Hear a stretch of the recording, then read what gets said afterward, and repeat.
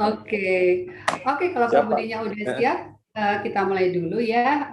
Mungkin saya mau minta Pak Eko Pratomo dulu sebagai founder SDF untuk memberikan sekapur siri supaya sharing kita lebih bermakna siang hari ini bersama Pak Budi Gunadi Sadikin dan juga para audiens yang datang dari berbagai daerah nih, Pak Budi. Ada dari para dokternya, tenaga kesehatan, para relawan, pasiennya juga mahasiswa, semuanya ingin mendapatkan enlightenment siang hari ini.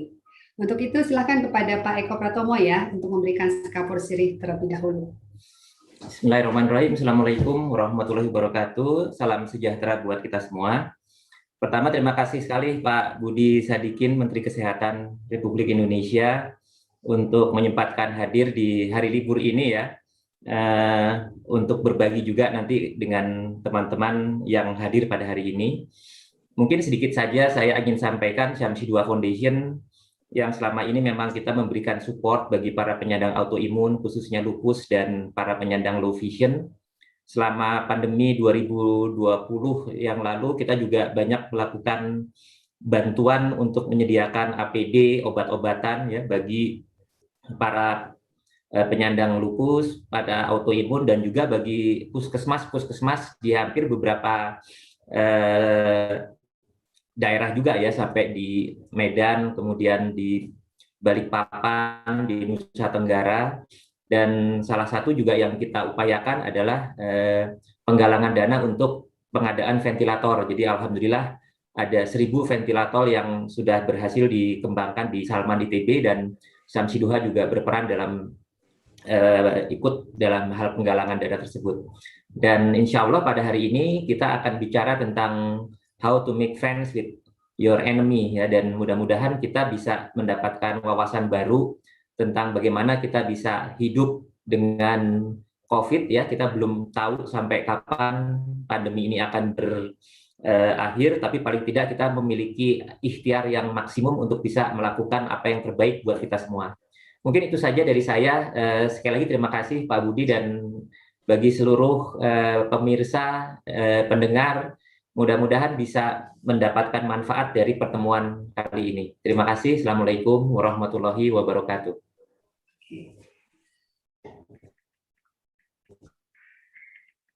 Baik, terima kasih Pak Eko. Pak Budi masih ada kan Pak Budi? Masih ada. Aku takut hilang nih Pak Budinya. Soalnya jadwalnya begitu padat merayap, dan alhamdulillah sekali siang hari ini kita bisa mencuri sedikit waktunya untuk berbincang bersama siang hari ini. Pak Budi, kabarnya kemarin baru pulang dari Korea nih. Kira-kira ada oleh-oleh apa yang bisa dibagikan untuk kita semua? Korea itu ketemu beberapa perusahaan yang memang sedang melakukan riset untuk vaksin. Kemudian kita juga ketemu beberapa perusahaan yang sedang melakukan riset untuk therapeutics atau pengobatan ya. Kalau vaksin kan buat orang sehat kan, kalau obat itu buat orang sakit. Terusnya juga yang ketiga, beberapa perusahaan yang membuat alat-alat diagnostik atau deteksi dini COVID-19 yang lebih mudah. Jadi saya bawa tuh beberapa kayak swab, tapi nggak usah masuknya sampai ke narofaring, cukup sampai hidung biasa aja kayak pil. Tapi ini yang WHO listed, jadi gampang makanya bisa dipakai di rumah. Tapi intinya buat teman-teman yang di ITB, ini biotechnology base. Jadi banyak treatment atau therapeutics, perawatan, obat-obatan dulu kan berbasis kimia. Sekarang banyak sekali yang berbasis biologi atau berbasis protein. Jadi mungkin ke depannya itu tren yang terjadi di seluruh dunia, dan Korea tuh udah sejak tahun 2000 lah. Mereka benar-benar mendorong agar biotechnology sebagai base dari diagnostik atau therapeutics, perawatan, obat-obatan itu makin lama makin makin. Vaksin-vaksin kan contohnya, itu kan biology base ya. bukan berbasis kimia, tapi berbasis protein. Gitu sih yang terutama yang sangat kita perlu kejar ketinggalannya dengan lebih cepat, teman-teman. Jadi mereka sudah proaktif ya, sudah bergerak jauh di depan kita, bahkan sebelum pandemi ya Pak Budi ya? Iya, sebelum pandemi. Karena mereka udah kena yang pertama kan. Ini kan virusnya virus SARS-CoV-2. SARS-CoV-1 kan kena di Cina, Korea itu tahun 2002. Jadi mereka juga. Belajar dari situ mereka sudah bergerak lebih jauh ya. Oke, sahabat sekalian yang sudah bergabung melalui Zoom maupun streaming YouTube, nanti kalau ada yang ingin tanyakan pada Pak Budi, silahkan manfaatkan kolom chat ya. Jangan lupa cantumkan nama dan nomor HP-nya, sehingga nanti kalaupun kita tidak sempat menjawab semua pertanyaan, nanti yang belum terjawab kita sampaikan ke teman-teman di Kemenkes dengan identitasnya ya. Baik, sekali lagi selamat bergabung untuk semuanya. Mudah-mudahan bisa memanfaatkan waktu yang terbatas ini dengan sangat baik. Pak Budi, kita tanpa terasa sudah lebih dari 2 tahun ya hidup dalam suasana pandemi seperti ini. Dan kabarnya si COVID-19 ini akan terus bersama kita dan akan hidup bersama kita seperti halnya virus-virus yang lain. Nah, jadi menurut Pak Budi, bagaimana cara kita mensiasati kondisi yang seperti ini? Memang saya kalau dibandingin dengan banyak teman-teman, mungkin background-nya termasuk yang paling jauh gitu ya dari kesehatan. Jadi ya udah jalan hidup aja disuruh masuk ke sini. Saya mencoba mendengarkan dari ahli-ahli epidemiolog mengenai pandemi atau epidemi yang sifatnya global. Tapi kalau belajar dari mereka ya untuk ditarik benang merahnya, yang namanya pandemi ini kan sudah dialami umat manusia puluhan kali. Saya ingat tuh yang paling banyak mengambil korban manusia itu pandemi yang namanya Black Death yang terjadi di Eropa. Mungkin abad 14, abad 15, ratusan juta yang mati. Itu asalnya dari kutu yang ada di tikus yang bisa loncat-loncat. Nah, setiap pandemi ini, cara ngatasinnya adalah sama sebenarnya. Tujuan melawannya itu sama, yaitu mengurangi laju penularan. Kenapa nggak langsung dihilangkan aja pandeminya? Karena banyak pandemi ini yang mungkin puluhan tahun, bahkan ratusan tahun akan hidup bersama kita. Ya contoh yang mungkin salah satu yang paling lama polio gitu ya, itu kan masih itu mungkin puluhan tahun atau mungkin udah ratusan tahun ada di dunia, jadi hidup dengan kita terus. Nah ada juga yang bisa kita eradikasi, kita hilangkan, tapi umumnya membutuhkan waktu yang sangat lama ya, multiple generations lah untuk menghilangkannya. Jadi memang manusia mesti beradaptasi hidup bersama-sama dengan virus atau bakteri ini. Nah yang saya lihat itu tadi tujuannya. Nomor satu, kalau bisa penularannya terkontrol. Ya, kalau istilahnya kerennya tuh flattening the curve. Jangan sampai orang yang tertular itu lebih banyak dari kapasitas layanan kesehatan kita. Karena di situ akan banyak orang yang meninggal. Kalau kita bisa mengurangi laju penularan sehingga orang yang tertular itu bisa dirawat, itu artinya pandeminya terkontrol. Yang kemudian yang juga penting di setiap pandemi adalah pandemi itu seperti pesan dari atas agar manusia itu melakukan perubahan perilaku.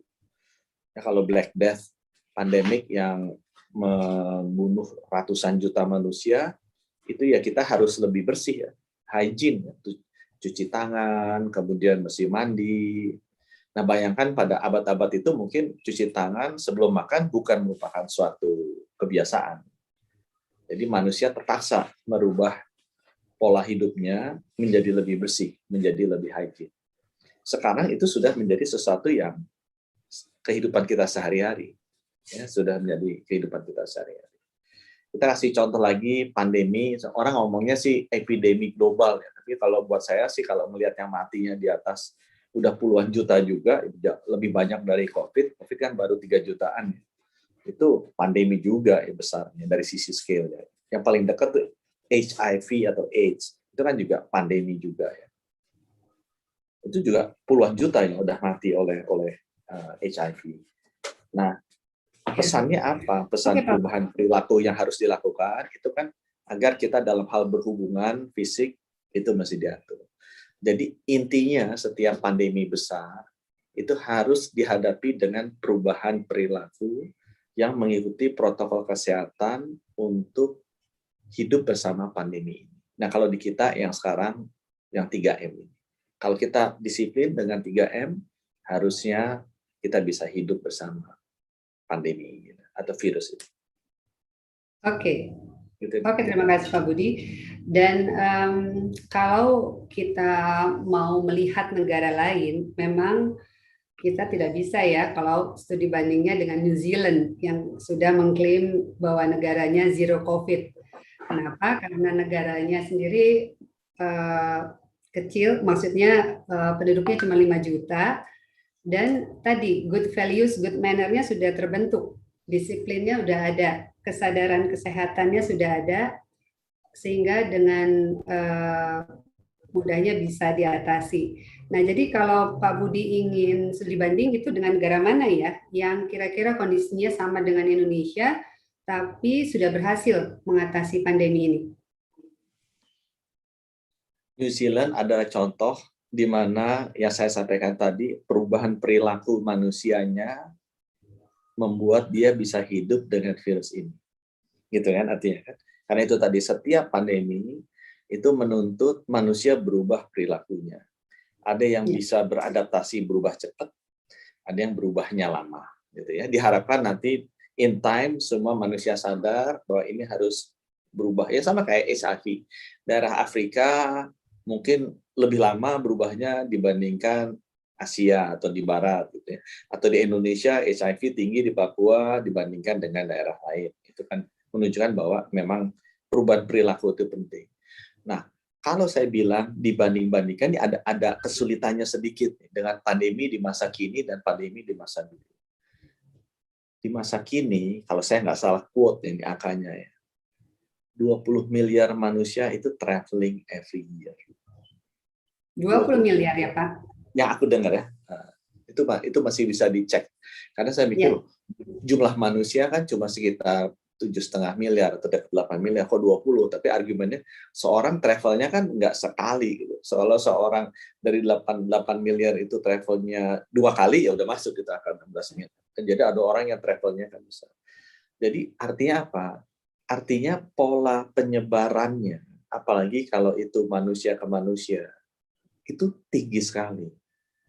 Jadi kalau aku bilang, itu ada bagus, ada luck-nya juga, aku bilang New Zealand. Karena dia mungkin agak jauh ke selatan, bukan a business destination, dia kan holiday destination.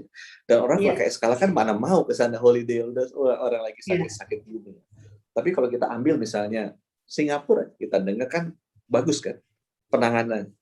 Oh jebol juga kemarin, Kenapa? Karena mereka is hub destination. Jadi ini mengquote Dirjen WHO, actually for the next pandemic, global pandemic, no one is safe until everyone is safe. Karena we are so connected. Jadi kalau aku bilang, aku kan hati-hati komen, kita kayak siapa? Ya, masalah ini dihadapin sama kok di seluruh dunia. Ada yang lebih disiplin aja, ada yang nggak disiplin. Tapi apakah sesuatu negara bisa klaim dia safe? Aku sih believe ya dengan kondisi mobilitas manusia seperti sekarang, ya katanya Dirjen WHO tadi, no one is safe until everyone is safe. Jadi kalau ada negara yang berpikir saya menguasai vaksin, saya bisa vaksin seluruh negara saya, dan kalau sudah rakyat saya akan aman, terserah rakyat yang lain akan mati, ya itu is the wrong attitude. Gitu. Oke. Makanya Amerika yang katanya sudah mulai terkendali mau menghibahkan vaksinnya ya ke negara lain gitu ya Pak? Sesudah selama beberapa bulan tidak membolehkan ada vaksin yang keluar dari sana. Gitu kan. Sehingga ditiru oleh India kan. India tadinya masih ekspor vaksin, loh Amerika boleh gitu nggak ada apa-apain. Aku juga deh embargo semua, begitu India yang embargo diprotes seluruh dunia, dia kasihan juga nasibnya dia. Padahal Amerika dan Inggris did exactly the same. Semua vaksin yang diproduksi Amerika dan Inggris nggak boleh keluar. It's only for the... Ya, tapi memang cara soal vaksin ini seru Pak, nggak habis-habisnya nih ya. Aku sendiri sangat bersyukur karena akhirnya boleh divaksin, karena sebagai penyandang autoimun baru bisa divaksin setelah ada rekomendasi dari Asosiasi Profesi Dokter Penyakit Dalam yang mengizinkan vaksin, tentunya dengan term and condition tertentu. Nah, tolong beri kami update Pak. Sekarang soal pilihan vaksin dan juga progresnya di Indonesia bagaimana Pak? Sekarang kita per kemarin sudah suntik 27 juta. Ya. Vaksin yang ada di kita stoknya sekarang karena itu berubah terus secara dinamis ya hari per hari. Sekarang ada sekitar 47. Jadi sudah dipakai 27, ada 20 juta dosis yang siap untuk dipakai. Nah, kapasitas vaksinasi kita diukur berdasarkan ketersediaan dosisnya. Jadi kalau ada sekarang kan sisanya 20 juta, ya kalau 30 hari, karena saya biasanya selesai satu cycle itu 1 bulan ya. Kalau 20 juta kali 30 hari ya kita bisa lah suntik sekitar 650.000 sehari gitu ya. Jadi waktu saya pertama kali masuk kan ditanya kok suntiknya cuma 10 waktu itu cuma 100.000 per hari. 10.000 per hari waktu itu. Ya aku bilang ya karena kita dapat vaksinnya pertama kali batch-nya 500.000. Kalau saya suntiknya 1 juta, jangan 1 juta, kalau 100.000 aja suntik 5 hari habis gitu. Yang lainnya rakyat akan protes. Jadi harus di pace karena masalahnya di ketersediaan vaksin. Dunia ini kan itu tadi ada 8 miliar manusia. Kalau 70%-nya aja sekitar berapa?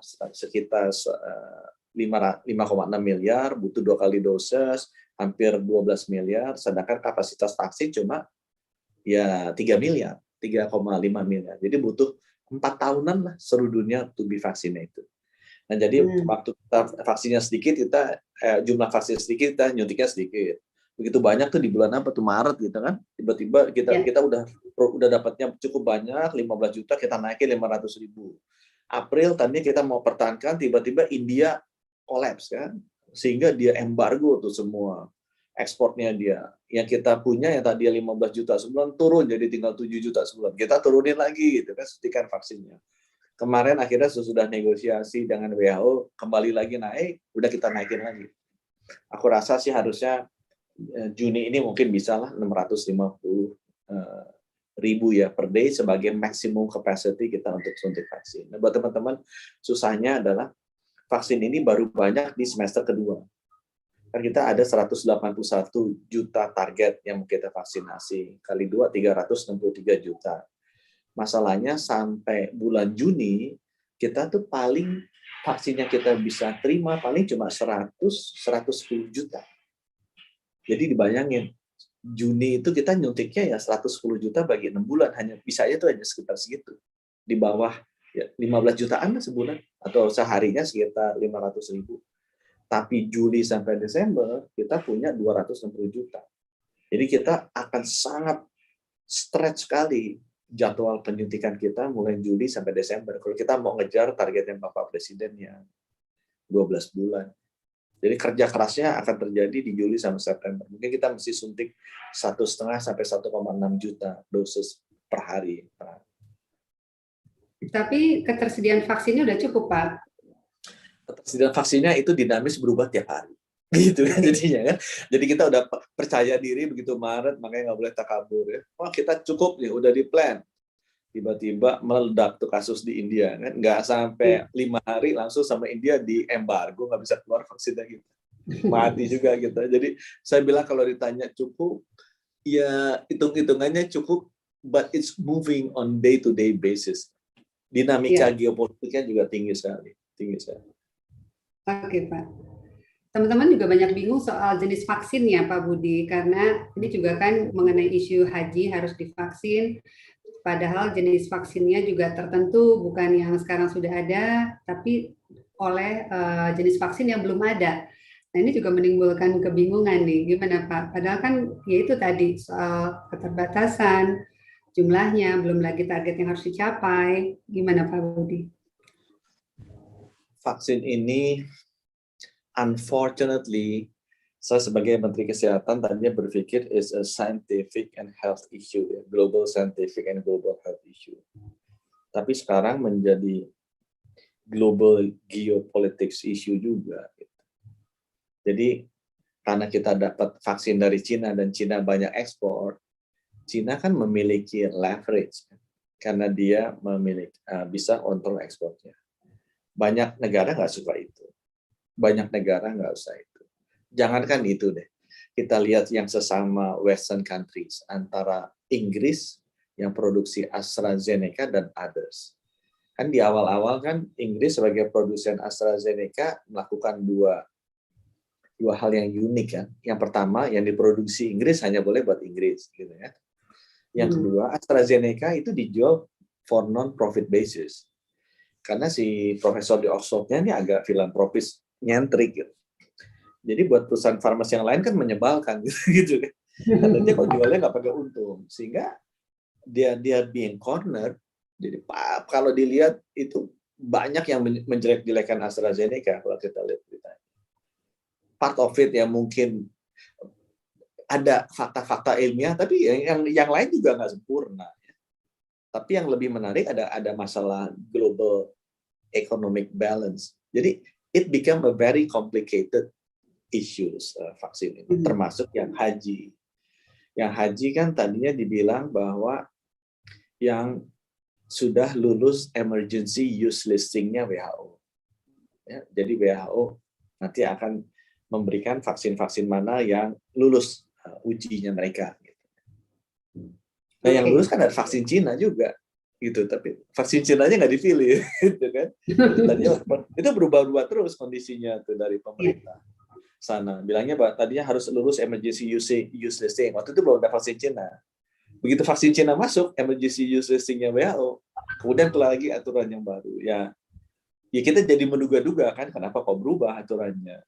Mulai apakah ini gara-gara ada tekanan, karena itu kan teman dekatnya juga sama negara ya adidaya yang lain. Jadi komplikasinya tinggi sekali. Ada juga yang bilang mungkin juga masih ragu Saudi Arabia menerima haji ya, karena takutnya menjadi sentra penularan baru. Karena semua upacara keagamaan kan selalu menjadi klaster baru kan. Jadi sengaja dibuat itu supaya tidak encourage orang untuk datang. Itu pengumumannya dipepet-pepet. Saya dekat sama Menteri Agama, kasihan sekali Menteri Agama. Karena ketidakpastiannya sampai mepet. Kalau misalnya mepet seminggu kemudian boleh berangkat, tapi udah suntik AstraZeneca yang kita punya. Kan AstraZeneca kan 3 bulan. Kan itu sama aja bilang enggak gitu kan sebenarnya. Tapi buat teman-teman, sebenarnya kita udah preemptive waktu itu. Semua yang daftar haji udah kita vaksin sejak bulan April. Jadi sebenarnya kalau itu dibuka kita udah siap. Tapi mungkin pemerintah Saudi punya pertimbangan lain. Gitu sih dia.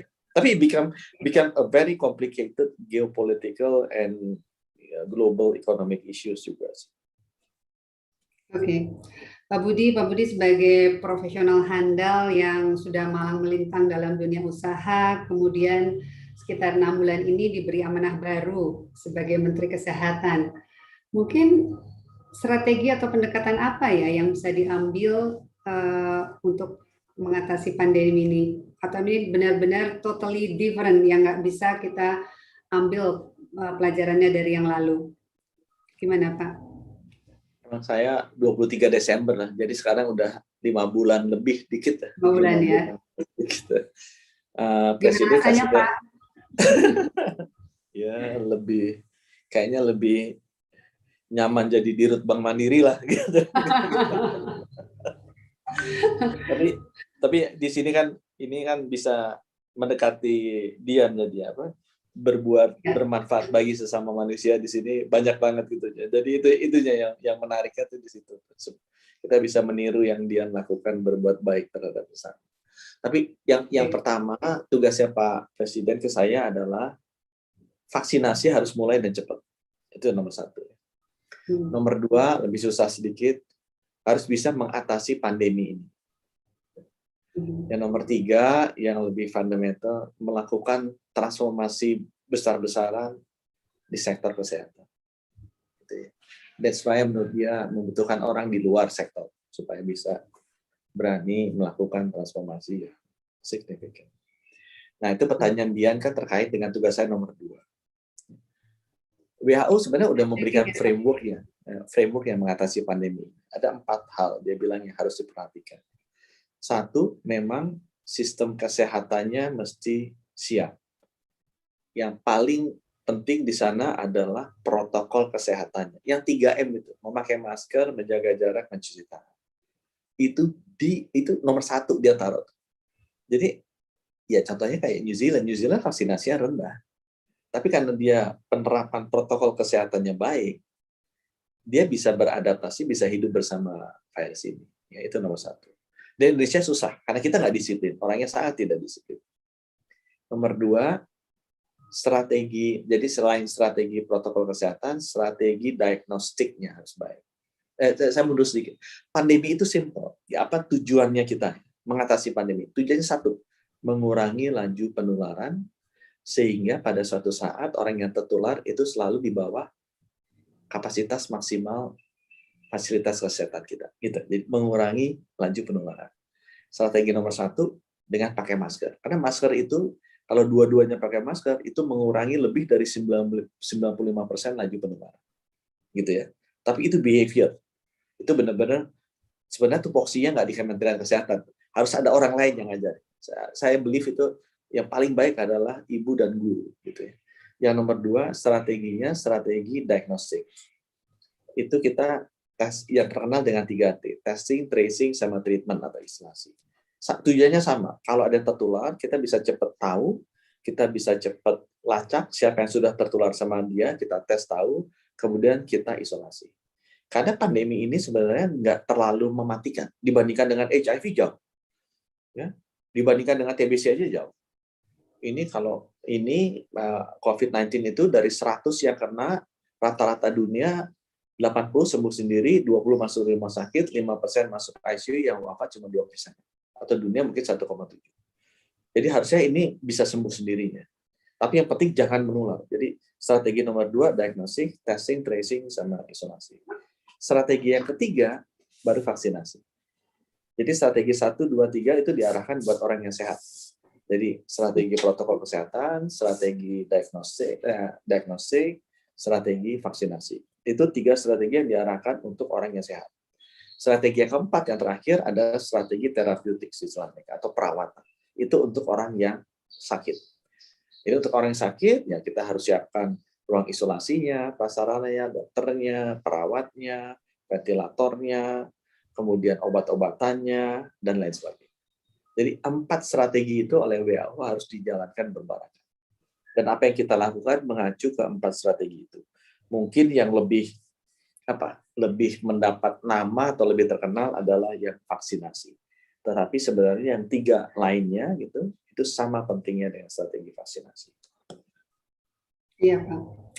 Ya, memang keyakinan itu akan menentukan sikap. Ketika kita nggak yakin ada COVID, ketika kita nggak yakin bahwa kalau terpapar COVID itu tidak nyaman, atau bahkan juga bisa mengancam jiwa, maka penyikapan yang keluar juga seperti itu, Pak. Nggak mau pakai masker, nggak mau jalanin prokes. Kalau diminta untuk mengurangi mobilitas atau hindari kerumunan juga nggak mau, gitu ya. Karena memang balik lagi yang seperti di awal Pak Budi bilang, bahwa semua itu terpulang pada kesadaran atau keyakinan kita. Nah, tadi kalau mau belajar dari New Zealand, memang di sana sudah sangat terbentuk ya, good attitude, good manner-nya, sadar banget gitu kesehatan, dan nggak susah diatur orangnya karena sudah memang terbiasa disiplin. Nah, di kita mungkin itu tantangan terbesarnya, Pak Budi. Nah, tapi tentu kita harus punya semangat never give up untuk terus melakukan berbagai ikhtiar agar memang kesadaran ini bisa terbangun, persepsinya yang terbentuk juga benar untuk semua kalangan ya Pak ya. Karena rakyat Indonesia 270 juta ini memang sangat bervariasi tingkat pendidikannya, level ekonominya. Nah, ini kita harus punya cara untuk bisa menjangkau semua lapisan tadi, supaya memang seperti yang Pak Budi harapkan bisa sadar penuh ya. Nah, mungkin ada yang ingin Pak Budi sampaikan terkait membangun kesadaran dan persepsi yang benar ini? Saya waktu masuk tuh sejak awal ya, saya dikasih tahu Bapak Presiden kan sekitar 2 minggu sebelumnya. Jadi saya mencoba mempelajari, karena yang urgent and important kan selain vaksinasi mengatasi pandemi. Begitu saya lihat komentar saya persis seperti yang dia sampaikan tadi. Kita nggak bisa lakukan ini sendiri. Kita harus lakukan ini bersama-sama. Nggak mungkin Kementerian Kesehatan secara eksklusif ya bisa menjalankan inisiatif tanpa secara inklusif merangkul pemerintah daerah, civil societies, public figures, swasta, dan lain-lain untuk mengatasi masalah ini. Tidak mungkin, saya yakinkan teman-teman, kita hebat menciptakan program untuk mengatasi pandemi ini kalau kita tidak berhasil atau gagal membangun gerakan. Jadi it's not about program, tapi kita harus establish movement, di mana semua orang merasa bahwa it is belong to the initiative. Jadi approach-nya mesti seperti itu, membangun gerakan di mana semua orang merasa sadar bahwa ini penting dan harus dilakukan, dan mereka yang akan mengingatkan teman-temannya, saudara-saudaranya, tetangga-tetangganya bahwa kita harus lakukan ini. Itu yang susah. Itu yang susah. Tapi if we want to do that, kita harus berhasil membangun gerakan nasional mengatasi COVID. Kompetensi untuk melakukan itu berat. Iya, justru aku kasihan sama Pak Budi nih kan, kalau kerja sendirian kan tadi udah bilang nggak mungkin gitu kan, harus semuanya ikutan kerja juga. Nah makanya aku sampai ngusulin topik hari ini, how to make friends with your enemy. Itu sebenarnya based on pengalaman juga ketika harus survive menjadi seorang survivor lupus atau autoimun, itu pendekatan yang dilakukan itu juga seperti ini strateginya. Jadi bukan menganggap lupus itu musuh, tapi teman. Cuman bedanya mungkin kalau lupus itu ada dalam diri, itu bagaikan musuh dalam selimut, Pak. Tapi kalau COVID ini mungkin ibaratnya toxic friend gitu ya. Artinya kita nggak suka nih sama toxic friend kita, tapi mau nggak mau harus dihadapin karena selalu ada dalam hidup kita gitu. Nah tinggal tadi harus pakai strategi. Gimana caranya ketika kita ketemu nih sama si COVID, sama si toxic friend kita, dan cara bijaknya gimana supaya kita tidak menjadi terpapar atau menjadi tidak nyaman gara-gara kehadiran dia. Nah itu yang sebenarnya kita pikirin Pak. Mudah-mudahan teman-teman juga nanti bisa sumbang saran ya untuk bisa melakukan gerakannya seperti apa. Tapi memang tadi kalau Pak Budi bilang elemen terpenting ibu di rumah atau guru, ya sebenarnya menurut kami ya semuanya ya relawan juga harus ikut bergerak untuk tadi membangun kesadaran dan strateginya gimana dalam bentuk gerakan untuk tadi bisa memang mengambil pelajaran, get the message ya dari Tuhan, apa sih maksudnya nih pandemi ini. Nah tadi Pak Budi bilang kan untuk bisa merubah perilaku kita yang mungkin selama ini kebablasan atau apa namanya ya udah di luar konteks gitu ya. Nah jadi itu memang cara terbaik rasanya yang akan perlu kita lakukan bersama gitu Pak Budi. Gimana komentarnya? Memang setiap pandemi ya itu tadi ya, itu saya ya Pancasila kan hari Pancasila ini, jadi kita perlu memahami bahwa Pancasila itu sila pertamanya ketuhanan yang Maha Esa, gitu ya. Jadi semua rakyat Indonesia believe in God. Kalau kita believe in God, kita percaya bahwa semua ini beliau yang ngatur, gitu kan intinya kan. Manusia ya kita pasti ada pesan-pesan yang ingin beliau sampaikan, ada yang kita sudah bisa menyadari, ada yang kita belum bisa menyadari, gitu kan. Apalagi saya sebagai fisikawan itu banyak sekali fisikawan yang beli bahwa enggak ini bisa ya, mereka belum sadar aja bahwa banyak hal yang mereka nggak tahu juga gitu ya. Jadi pesannya pasti ada lah, saya rasa diberikan ke umat manusia ya. Dan sudah ada contohnya juga bahwa setiap kali itu ada bisa diatasi kok dengan umat manusia. Ya kita mesti mengubah perilaku kita. Jadi saya sih percaya itu mesti berubah. Ada yang bisa misalnya setahun, 2 tahun, ada yang sampai 50 tahun, 100 tahun juga. Susah, HIV/AIDS gitu ya. Ya apa bisa sih? Aku sih bilang ya, mungkin mudah-mudahan pesan itu bisa, nggak akan semua manusia bisa memahami itu. Kan itu kan pesan dari atas juga terhadap umat manusia. Tapi saya merasanya adalah Mudah-mudahan gradually bisa. Kenapa saya melihat guru sama ibu? Karena saya ngelihat kan sekarang itu kan diskusi terjadi di kita kan. Kita harus pakai polisi sama tentara. Saya ngelihat siapa sih yang ngajarin saya dulu cuci tangan waktu zamannya Black Death itu kan kita mesti ngerubah makan dari ini cuci tangan kan, tadi nggak cuci tangan kotor-kotor makan ngeluarin penyakit jadi nggak cuci. Ngajarin cuci tangan polisi, tentara, apa guru, apa ibu? Aku rasa ibu yang paling banyak ngajarin gitu ya. Iya betul kan gitu. Dan banyak perubahan-perubahan perilaku kolera misalnya apa yang dimakan gitu kan, banyaklah pandemi-pandemi itu.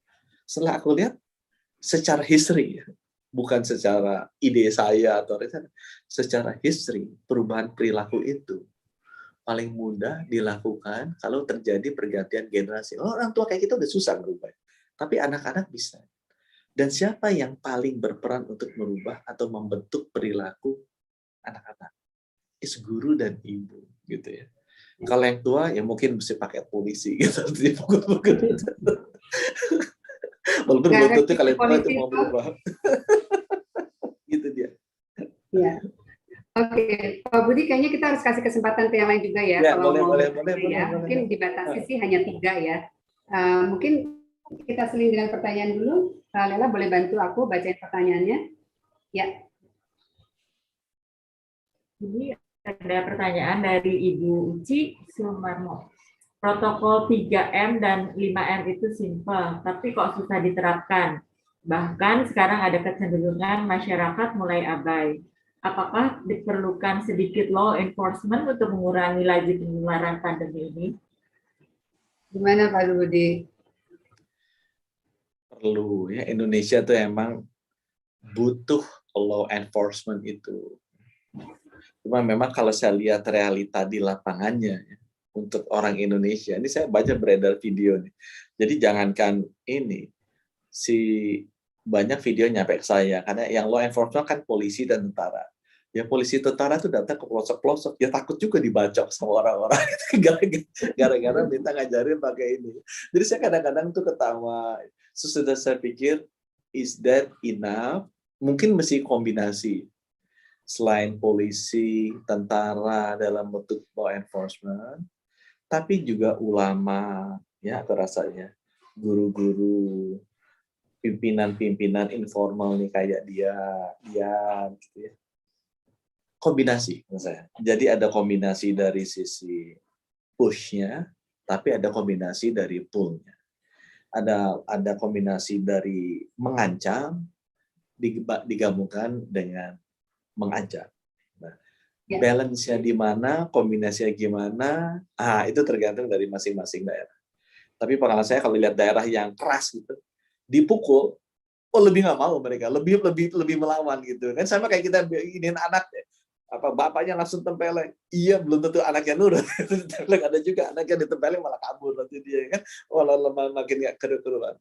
Jadi kalau aku setuju, tapi mungkin lebih setuju kalau itu dikombinasikan antara menghukum dan mengajak. Kombinasinya gimana? Ya terus terang belum sempurna yang kita ini. Saya mengajak semua teman-teman yang di sini bantu. Makin banyak yang paham, makin banyak bantu, makin besar gitu, kemungkinan kita sukses. Ya tadi soal kesadaran kan memang harus dengan hati ya Pak ya, yang dibuka hatinya. Kalau dengan tangan itu tidak terbuka hatinya. Oke, lanjut ke pertanyaan kedua. Ya.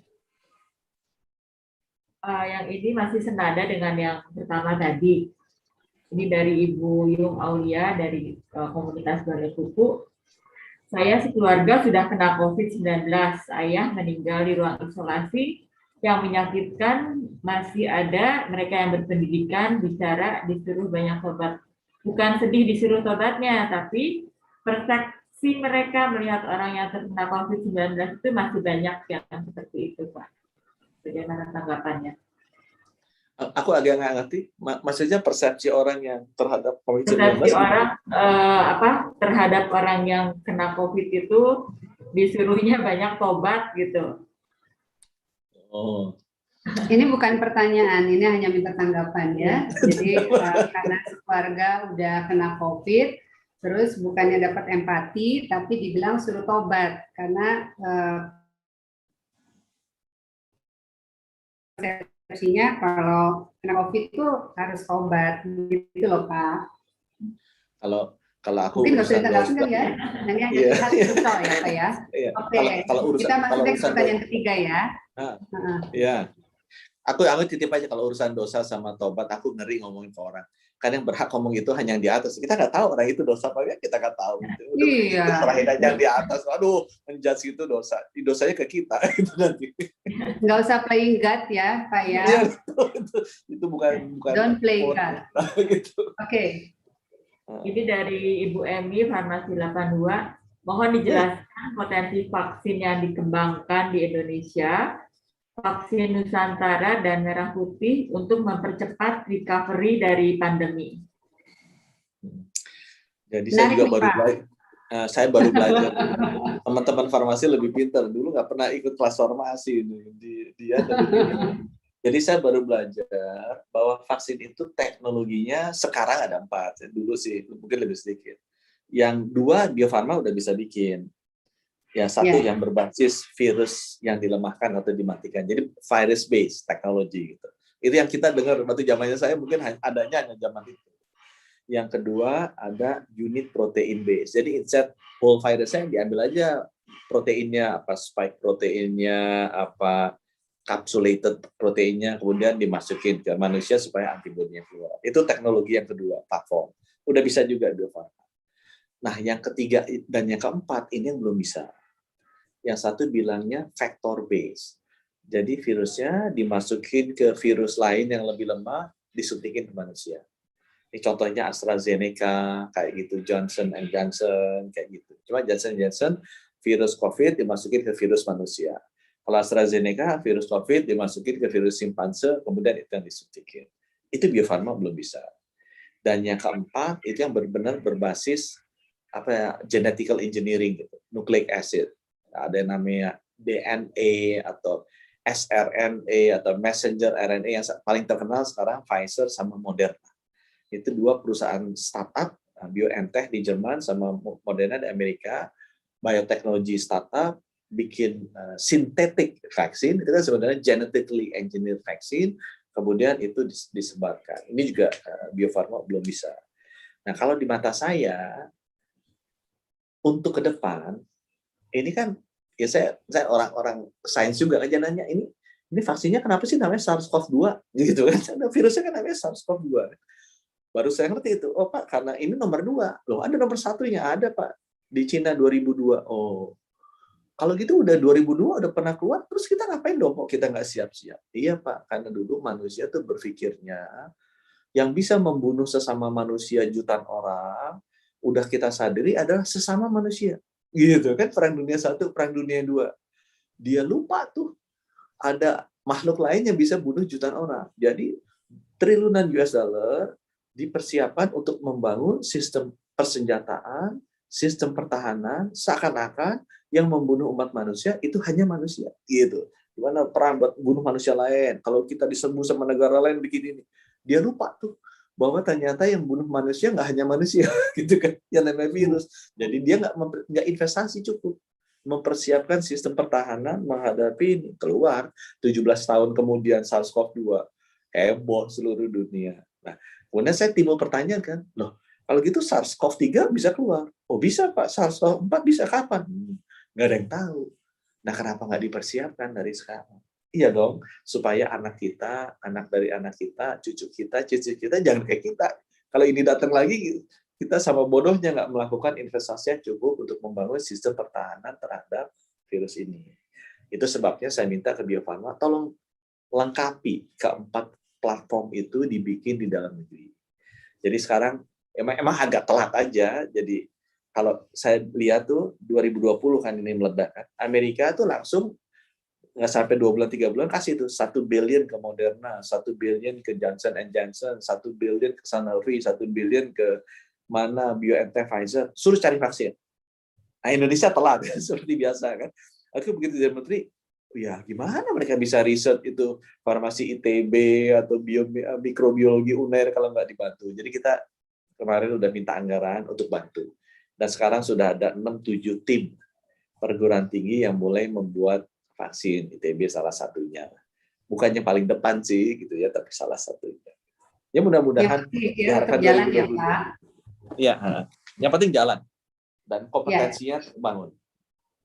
Mau ada komen tentang vaksin Nusantara dan Merah Putih, Pak? Oh, vaksin Nusantara dan Merah Putih yang paling maju sekarang ada 2, satu yang dibikin Unair di Erlangga, itu inactivated virus kalau salah. Yang kedua yang dibangun Eijkman, ya.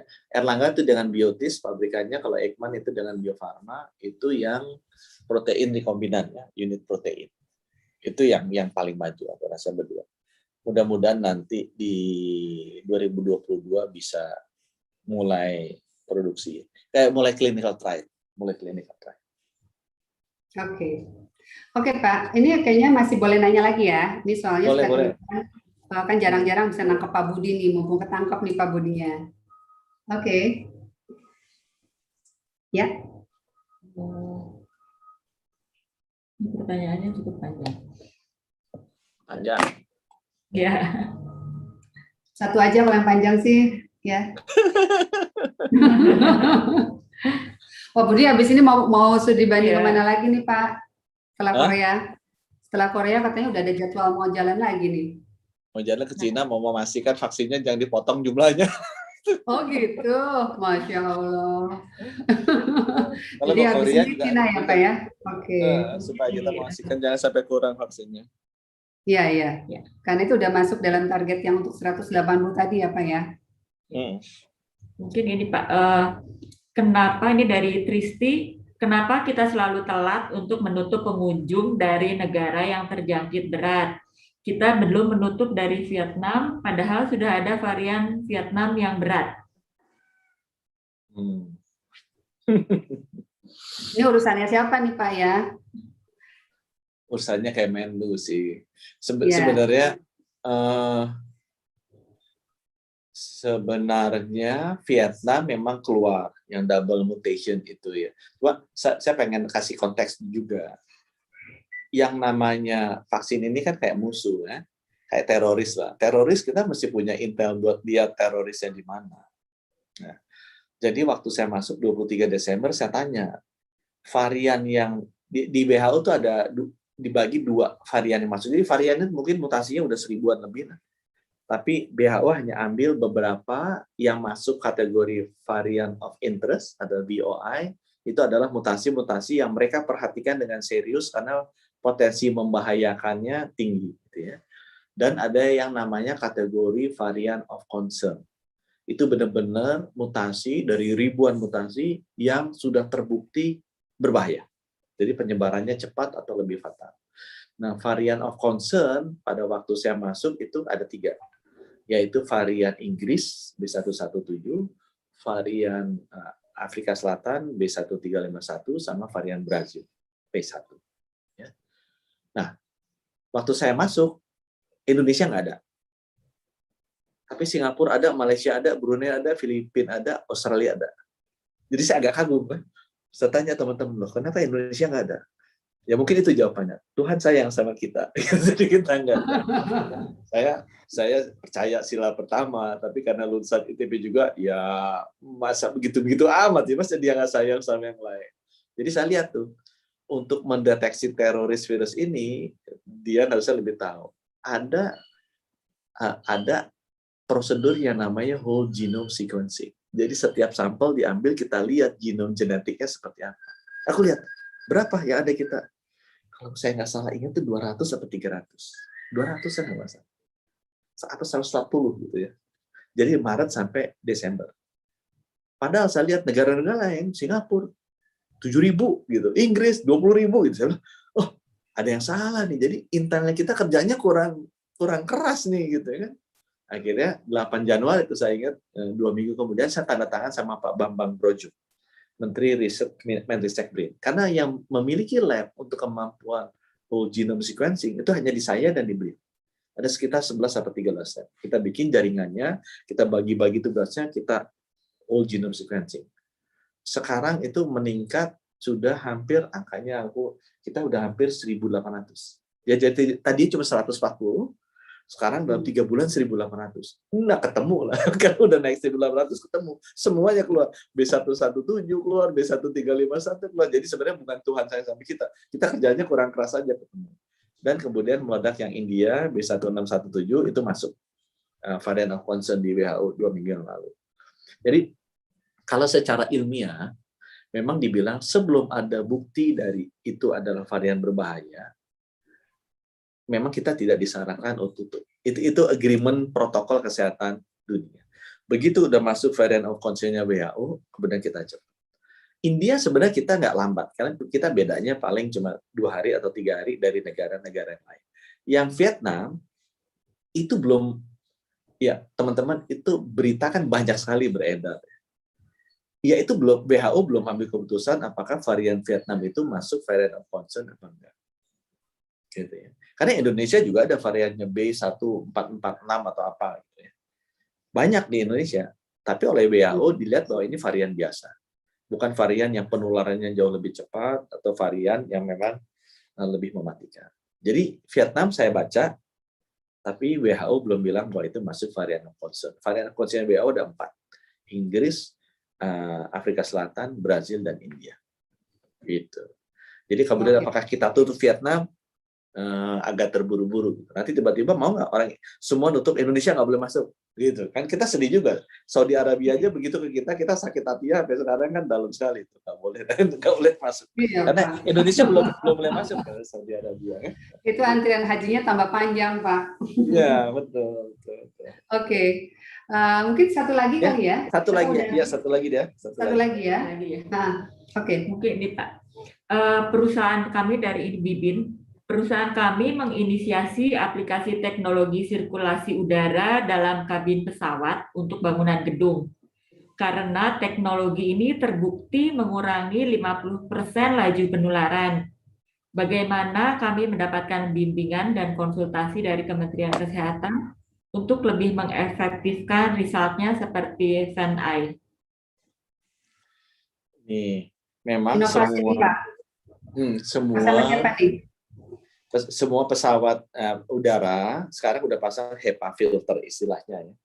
Saya lupa tuh singkatan apa tuh. Jadi filter yang bisa menyaring virus. Saya tahu itu terpasang di Garuda Indonesia dan Citylink. Saya belum tahu apakah itu terpasang di Lion Group. Kalau misalnya ada teman-teman yang memiliki inovasi baru, of course kalau itu dalam negeri kita pengen. Kalau bisa itu inovasi baru. Bisa disampaikan kemana? Kalau mau ya bisa ke kita sih, untuk kita sertifikasi. Kita lihat apakah ini sudah memenuhi standar apa enggak. Cuma kalau Kementerian Kesehatan lebih banyak kepada proses sertifikasinya. Tapi kalau proses pembimbingannya, development-nya, peranannya ada di Menristek-Brid. Mereka yang membantu mengembangkan mulai dari konsepsi, penelitian, uji, sampai siap untuk diproduksi. Pada saat dia produksi, kemudian kita yang mensertifikasi apakah standar protokol kesehatannya terpenuhi. Gitu. Jadi kalau udah memang siap produksi, udah siap itu di kita, nanti bisa lah nanti suruh minta Dian WA saya, nanti saya bisa kasih kontak personnya. Tapi kalau masih dalam proses untuk membangun siap untuk memproduksi, itu ada di Kemenristek-Brid. Oke. Gitu dan dia. Jelas Pak, dulunya ya, Kemenristek dulu baru ke Kemenkes ya Pak ya. Oke. Pak Budi, rasanya kita nggak mau terlalu lama mencuri waktu luangnya. Mungkin beri closing statement aja Pak untuk pertemuan kita sore hari ini dengan sejumlah pertanyaan yang tadi sudah dijawab, dan juga artinya yang paling penting kan sekarang pendekatannya Pak ya, yang harus terus kita lakukan ke depan, karena memang COVID-19 ini tidak mungkin hilang begitu saja, akan terus hidup bersama kita. Nah, tinggal strateginya seperti apa, mungkin Bapak bisa beri closing statement, silakan. Ya, pandemi ini kemungkinan besar akan lama hidup bersama dengan kita. Ya. Supaya kita bisa hidup berdampingan dengan baik dengan mereka, teman-teman harus benar-benar memastikan seluruh rakyat Indonesia menjalankan protokol kesehatan yang benar. Ya. Protokol kesehatan yang baru, yang memang sesuai dengan ancaman yang timbul dari pandemi ini. Nah, menjalankan protokol kesehatan ini perlu pengetahuan, pendidikan, ajakan, ya, dorongan. Dan itu nggak bisa kita lakukan sendiri. Harus dilakukan bersama-sama. Itu nggak bisa dalam bentuk program pemerintah, tapi harus menjadi gerakan masyarakat. Dan oleh karena itu, setiap manusia Indonesia memiliki peran yang sama untuk memastikan kita bisa berkontribusi membangun suatu gerakan hidup bersama pandemi. Dan saya yakin modal sosial atau social capital bangsa kita tuh kuat sekali, besar sekali. Bagaimana unlocking-nya, bagaimana mengeluarkannya dengan cara merajut komunikasi seperti ini, itu yang penting. Jadi tolong teman-teman unlock your social capital. Mari kita bersama-sama membangun gerakan untuk bisa mengatasi pandemi ini bersama-sama. Terima kasih Dian atas waktunya. Mudah-mudahan inspirasi yang Dian berikan ke semua rakyat Indonesia ini bisa terus dijalankan, termasuk untuk hidup bersama dengan COVID. Ya Pak, insya Allah kita jumpa lagi kalau gerakannya sudah semakin mengerucut dan siap diluncurkan ya Pak Budi. Iya, makasih. Oke. Terima kasih Pak Budi Gunadi Sadikin, Menteri Kesehatan Republik Indonesia. Selamat bertugas, mudah-mudahan dimudahkan dan dilapangkan jalan ikhtiar untuk mengemban tugas yang berat ini. Dan kita semua memang bisa bersinergi dalam kebaikan untuk bisa mengatasi masalah yang tengah dihadapi oleh bangsa ini. Sahabat sekalian, mengakhiri perjumpaan kita sore hari ini, kami akan hadirkan sebuah lagu yang indah, Indonesia Jaya, yang mudah-mudahan liriknya dapat sahabat sekalian nikmati, hayati, dan dapat membuka hati serta mengikat hati kita semua untuk bersedia bahu-membahu, bergandengan tangan, melakukan berbagai ikhtiar yang komprehensif untuk bisa mengatasi masalah yang sedang dihadapi bangsa ini.